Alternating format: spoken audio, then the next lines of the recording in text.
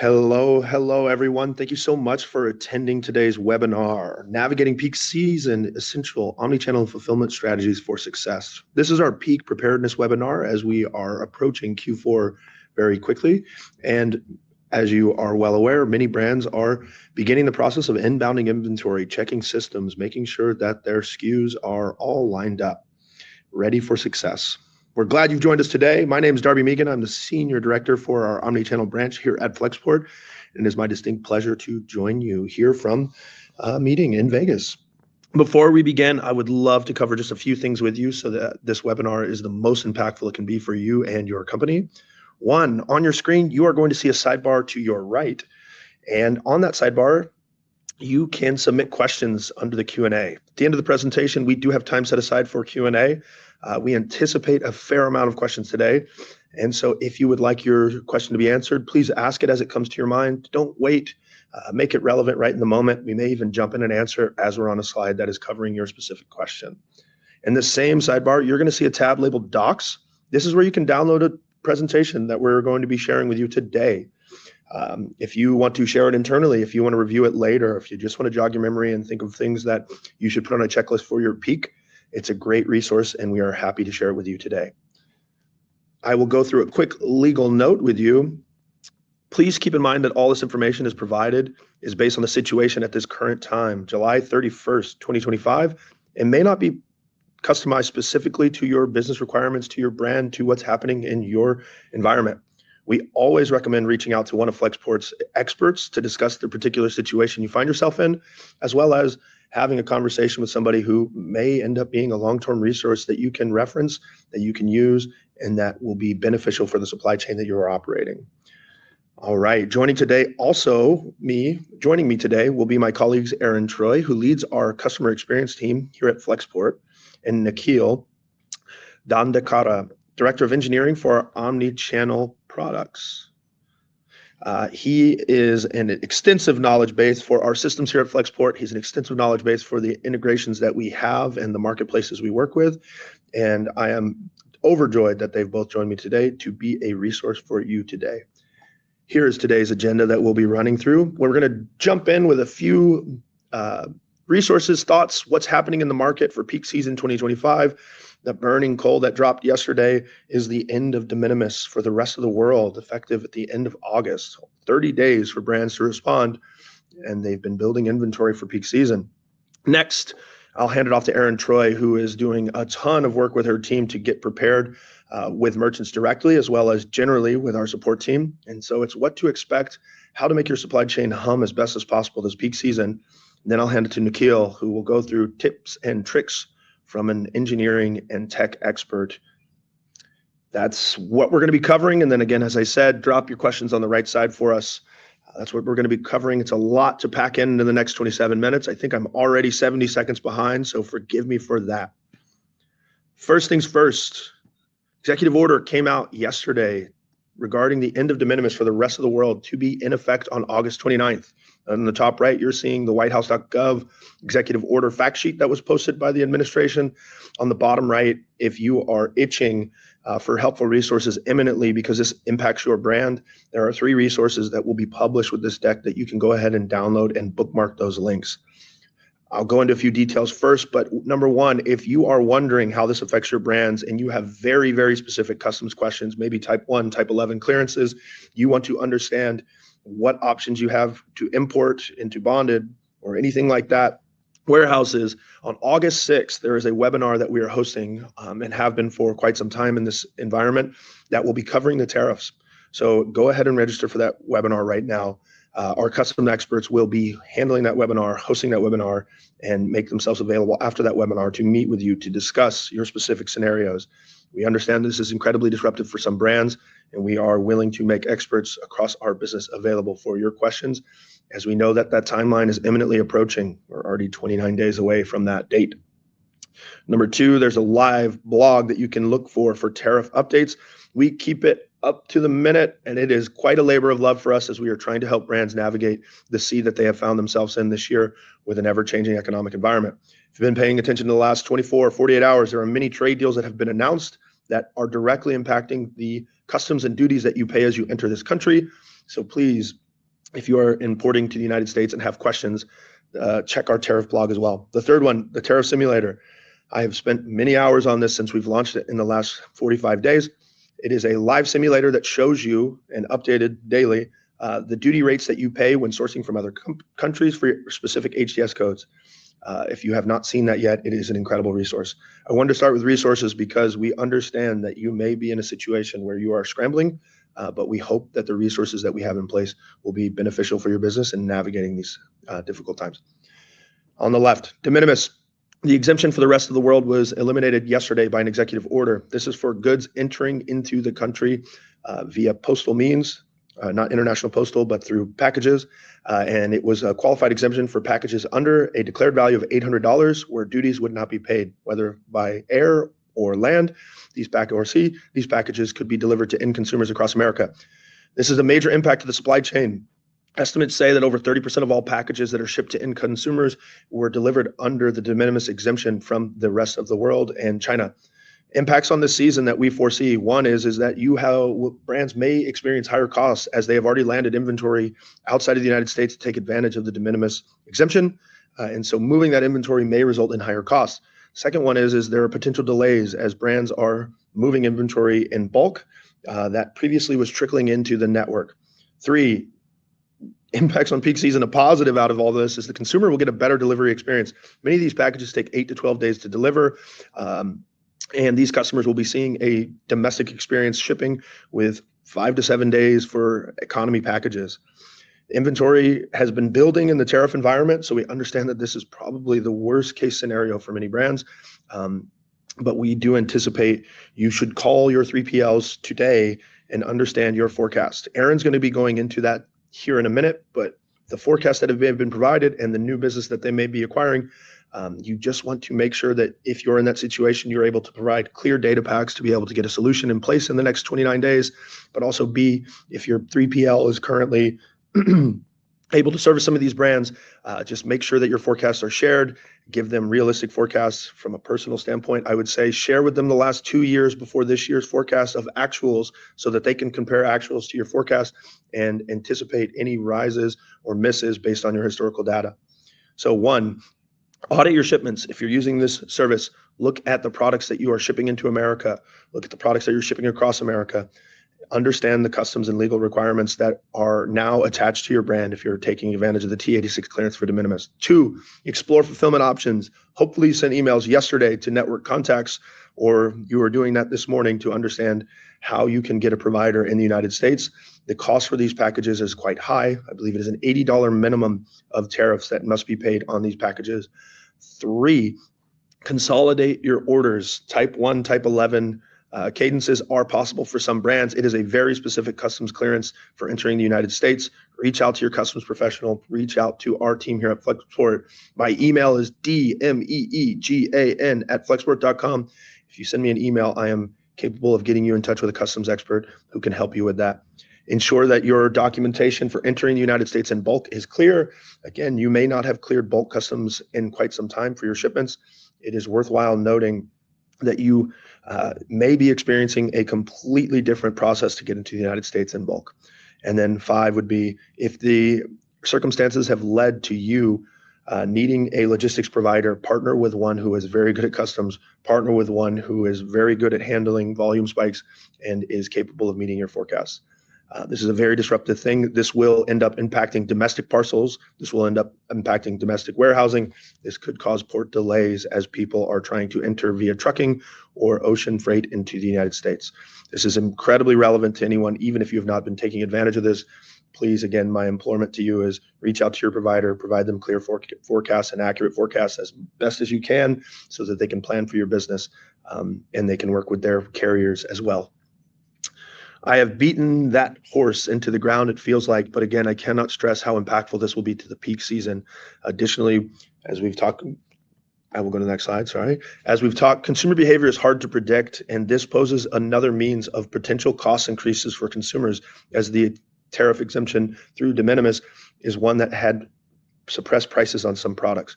Morgan Stanley has forecasted year-over-year growth suppressed from last year of 5.7% to 3.7% of this year.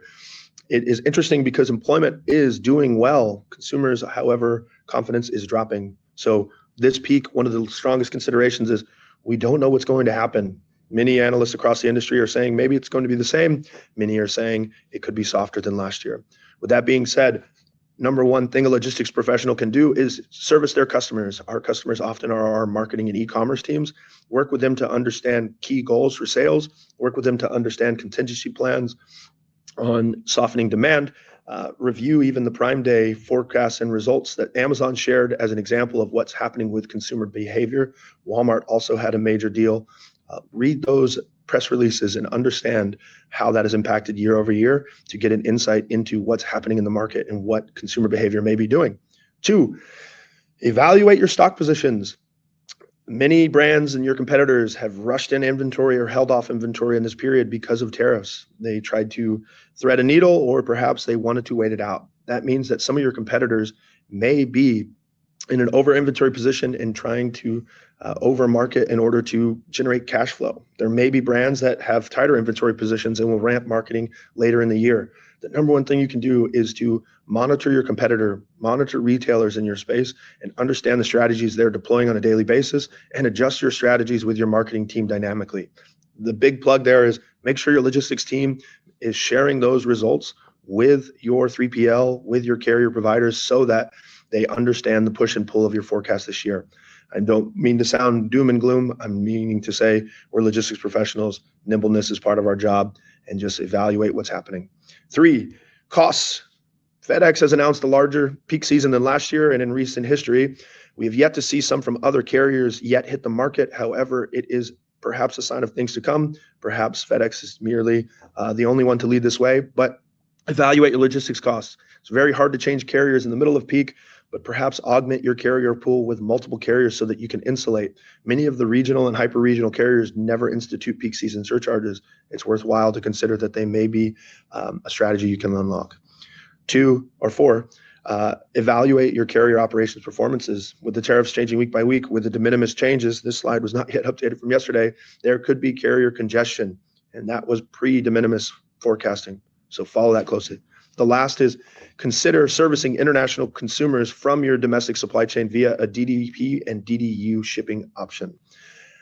There's a lot on the slide, a couple sources on the bottom. These are just some considerations for peak, some forecasts we find ourselves in 2025. And with that said, here's our network. We have 5 warehouses across the United States, totaling over 5 million square feet. We're within striking distance of over 80% of the population in 2 days or less. We'd love to chat with you about what that may mean for your peak season, augmenting your supply chain, adding a second node, adding a third node against it, what you already have in your network, or potentially even just helping you understand what a distributed logistics network in the United States could look like for you.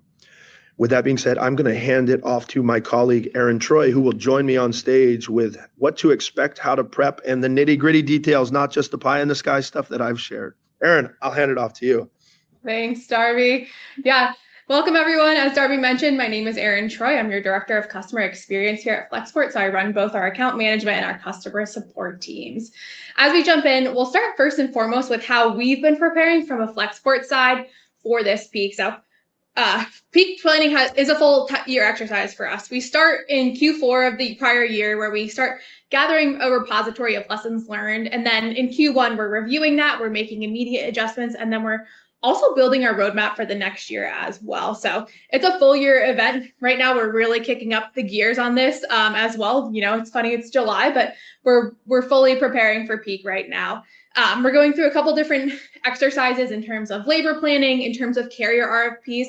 We do carrier RFPs every year to ensure we have the best offering around speed, quality, and price for our merchants, and that we can to ensure we can minimize any price changes for our merchants.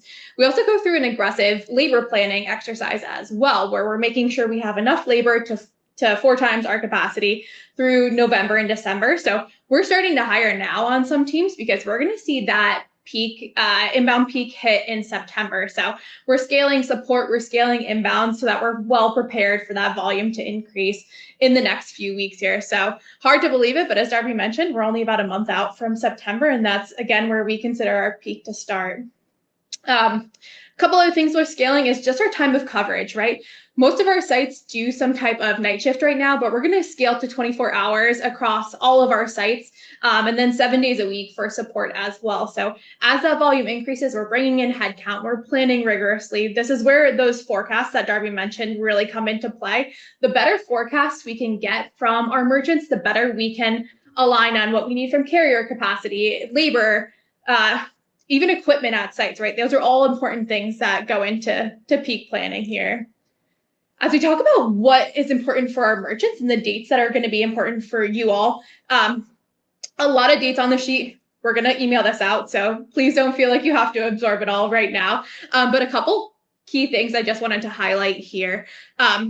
First, in general, SLAs are going to be extended for certain dates as we get closer to, as we go through our Cyber 5 and our inbound peaks. This is because we want to make sure we're hitting all of those deadlines. We're making sure we've planned enough for inbound and outbound allocation that we're prioritizing inbound and outbound SLA. So you're going to see on the bottom right here, removals and disposals, which usually take around 14 days, are going to take up to 30 days.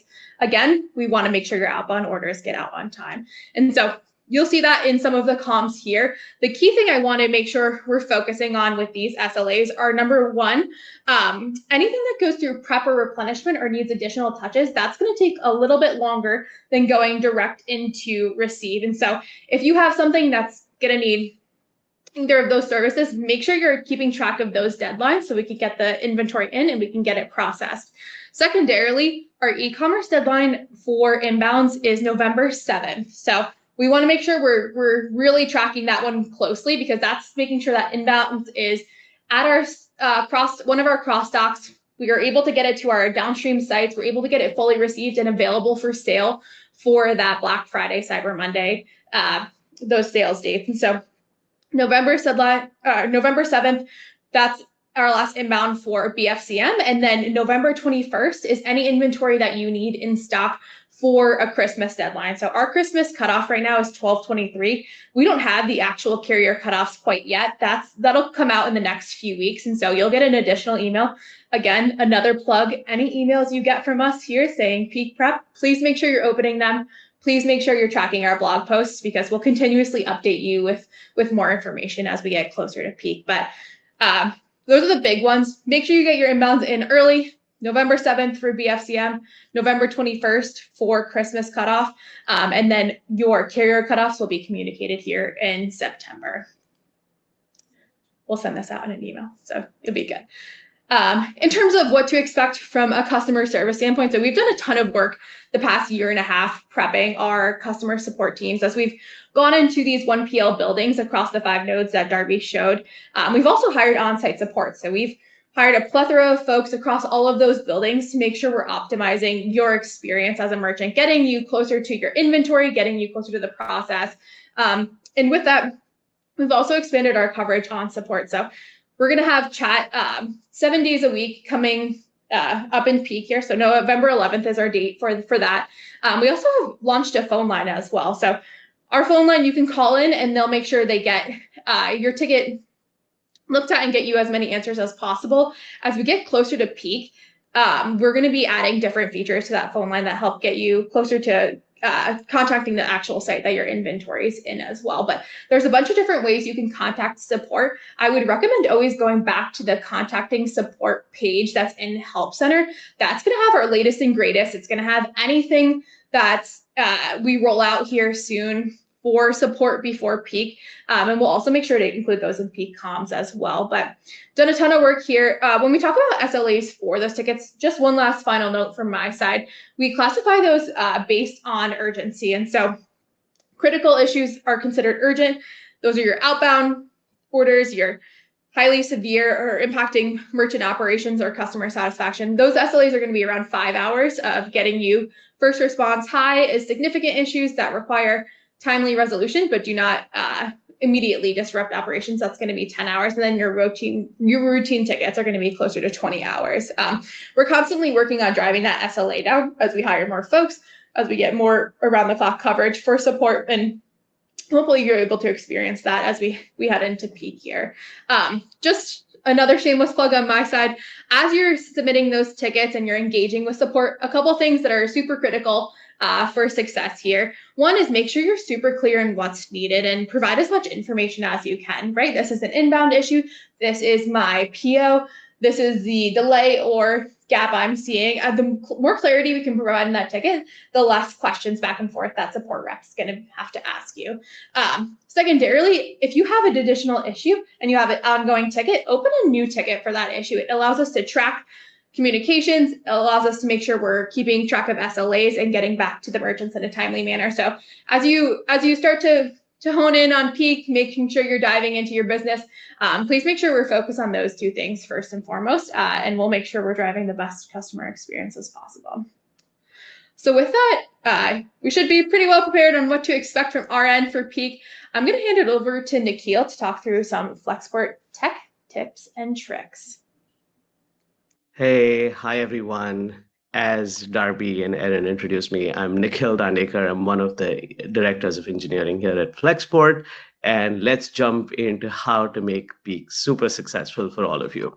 Now, hopefully you're at a point in the process where you've already gone ahead and done your forecasting for peak. But in case you haven't, we have a few order reports here, order and shipment reports that we make available in our portal that you can pull down. You can look at it at the SKU level. You can look at it at the quarter level to make sure you're doing your forecasting right. A few tips and tricks from us that I think will help you out. First off, look at whether you've introduced any new SKUs into the same SKU segment. So maybe you're talking about new colors, you're talking about new sizes, which means that your per SKU demand might change, but there's a chance that your overall demand for that SKU segment goes up. Something to look at. The other thing to look at is, have you introduced new channels or marketplaces where you're now selling? That could change things. And of course, see if you have any new SKUs coming in that you need to hang your hat off of some of your existing SKUs to figure out what demand's going to look like. Another thing worth looking at in terms of forecasting is also the timing. Are there certain SKUs that do really well at certain parts of the peak timeline? If so, it's worth even noting that down and sharing that with your 3PL so that they can be ready for it. For account managed merchants, we highly recommend that you communicate your anticipated changes in volume, even noting the timelines, noting SKU details, if you can, to your Flexport team or to your 3PL. Trust me, they'll love you for it. Another one worth talking about here in terms of forecasting is if you have any brand partnerships coming up, if you're going to be suddenly pushing out a social media campaign, anything of that sort, you could maybe have backlogged items that you've promised your customers that you now want to fulfill. If you're going to do a really large promo, all of that, we love to hear about it. The more information we have, the better prepped we can be for you and for your customers. So please send us all of those notes across. If it's not us, if it's a different 3PL, do the same for them. They'll love you for it. From there on, talking about getting ready for the dates that we have for inbounds, Erin already spoke about them. We will send them across to you. But to put a fine point on that communication piece, please make sure that you've whitelisted our domains so that you get emails from us. Please do make sure that you check through your inbox. If you see any of them in the junk mail folder, pull them out. I'd also say, to Erin's point, it might be worth it to bookmark our blogs and to follow along. Last, if you have an account, please go and make sure that you have the correct email on your account and not just a group alias that goes nowhere. So make sure that you've done all of that so you can continue to receive communications from us throughout peak in a very timely manner and you can react to it. Of course, be aware of the timelines that Erin just spoke about so that you have all of your inventory in. Make sure that you've created your inbounds. Make sure that you've created your inventory records if you haven't already. And all of this, we're focusing a lot on inbounds because a successful outbound peak all depends on your inbounds getting in at the right time in great health. So make sure that you've updated all of your product details. If you have any hazmat items, tag them early. Our compliance team goes in, checks them out, and then verifies them and approves them. If you have new items coming in, you make sure that you've set up your dimensions unless you've set up your weights and dimensions, we can't ship them out because we don't know how large the item is. If you feel like you're going to be bringing in items that are really large, we also have some SIOC guidelines that you want to be aware of. So please go look at our help center. For those of you who are using our APIs, please, there are variants of everything that I said on the API side as well. If you're not going through the portal, please reach out to us through CS, and we'll get you engaged with our right solutions engineer to help you build that out in case you haven't already.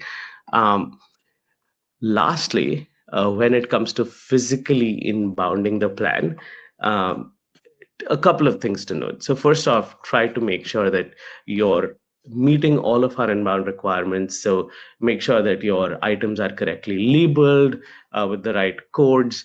If you're using our freight or prep, make sure that you have pallet labels applied so we can route it correctly. Package your units correctly. So like if you have apparel, make sure it's a clear plastic bag. If you have fragile items, put it in a bubble wrap, all of that. The reason why we say this is because that is one of the drivers of delays on inbounds, because it takes us more time to then bring them into compliance for us to be able to ship them out. Finally, manage your reserve replenishments to account for peak volume, because we usually we take care of it for steady state. But if you think you're going to be doing something abnormal, you may want to set up additional replenishments. Again, for account managed merchants, we take care of this once you send us the forecast. Like I said before, a successful outbound all depends on successful inbounds. The one thing that I will note, there are a few points here that you can go look at later, but the most important point that I'll harp on is make sure that all of the service levels, so if you want to have a 1-day expedited, 2-day expedited, international, make sure that you've tested all of them out and you aren't bringing something in new in peak. So if you want to have 1-day expedited, even though you think you're going to have a volume today, just go ahead and enable it, test it out, make sure that it works with your marketplaces. Amazon, TikTok, Walmart, all are known to have guidelines around how they expect tracking to look like and how fast they expect those tracking updates to come in. If there's some misconfiguration on your end, there's a chance that you could get penalized for it and not realize it until much later. And you don't want that to happen to you in peak. So enable all of that early and test it out. If you're going via APIs, the exact same thing still holds true for you. You want to test out those integrations end to end beforehand and not turn on a new service level, or don't try to turn on a new marketplace really close to peak. Or if you really have to do that, please reach out to us for help so we make sure that we help you do it the right ways. But with that said, I think I'll pause and maybe move on to Q&A. So with that, I'll invite Erin and Darby back on stage to take on questions. Excellently delivered, Nikhil. I'm a question here. Nikhil, I'll probably let you answer it first. You are the data guy after all. Summarizing it a bit, it says, how can brands better partner with their 3PL for new seasonal products, highly volatile products, and how can they forecast them? I think the way we usually recommend that people do this is that we try to hang, like I said, like you can hang your hat on existing SKUs that you have, even if they're seasonal. If you have some forecast from your previous years, we can use that. The second thing, even knowing that it's going to be volatile is actually a helpful signal for most 3PLs, because then we can plan for it accordingly. So I think those are the two things. Look at your closest parallel SKUs. Even if they're spiky, that's still good data for us. We can use that. To Darby's point, if you have a track record of about 2 years for the other SKUs, we can kind of build a forecast off of it. And then, like I said, even knowing that it's a new spiky SKU is immensely helpful for us. We can kind of plan around that. Love it. Erin, I'll ask you this one. What are some common fulfillment bottlenecks brands see with their 3PLs? How can they mitigate it? Yeah, the biggest one I think you'll see coming into peak is just inbounds bottlenecks. And so I think we've all kind of drove this one home, but the better we can have our SKUs labeled correctly. We've had the information uploaded in the seller portal. We're checking the seller portal for any problems that we're seeing and resolving those quickly, right? So when something comes in and it's non-compliance, it'll pop up as a problem in your seller portal. And if you can resolve that quickly, the site team can then resolve it as well. And so getting in to the network smoothly, I think, is the biggest bottleneck we typically see. And that's why we start that process, so much earlier, so that we can resolve those issues and we can get them rectified so that your items are available for sale. But please make sure you're monitoring that problems tab, because that's something we work very closely with to get those issues resolved. I'll add a little bit more of a general answer. If your 3PL provider doesn't provide a simplified portal reporting directly available at your fingertips, a very common request would be to ask for an end-of-day wash on any orders that have not fulfilled, any orders that have stocked out, any orders that may be split shipping. So another way to do that is to request directly in your email from your provider those orders or issues coming up. Again, if they do not have a self-serve portal.